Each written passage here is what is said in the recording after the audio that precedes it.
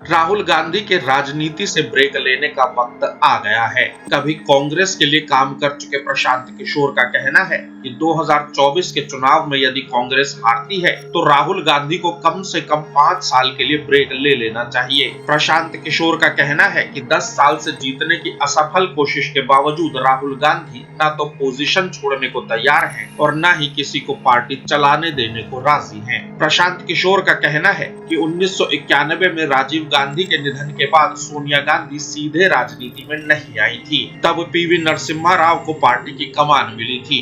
सोनिया गांधी ने कुछ साल इंतजार किया था और उसके बाद कांग्रेस बेहतर होती गई। राहुल गांधी को भी कुछ साल इंतजार करना चाहिए। प्रशांत किशोर का कहना है कि विपक्ष यदि बीजेपी को झटका देना चाहता है तो उसे उत्तर और पश्चिमी भारत में बीजेपी को कम से कम 100 सीट पर हराना होगा, लेकिन फिलहाल कांग्रेस और इंडिया अलायंस इस काबिल नजर नहीं आता। प्रशांत किशोर ने ये भी कहा कि बीजेपी को दक्षिण भारत और पूर्वी भारत में चुनावों में फायदा होता दिख रहा है, जहां बीजेपी का वोट शेयर और सीटें दोनों बढ़ने की संभावना है, जबकि विपक्ष के पास बीजेपी को घेरने की कोई ठोस रणनीति नहीं है। इधर कांग्रेस के पूर्व नेता प्रमोद कृष्णम ने भी राहुल गांधी पर निशाना साधा है। उन्होंने कहा कि कांग्रेस का घोषणा पत्र जिन्ना की याद दिलाता है और राहुल गांधी को चुनाव लड़ने के लिए पाकिस्तान ही चले जाना चाहिए।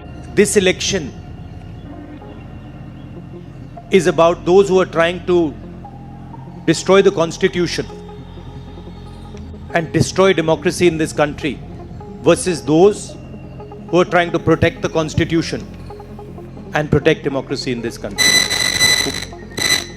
We do believe that it is very important, once this fight is won, that we look after the interests of the vast majority of our people, that India is not run for 2 or 3 large conglomerates, large businesses, that it is run for the vast majority of people.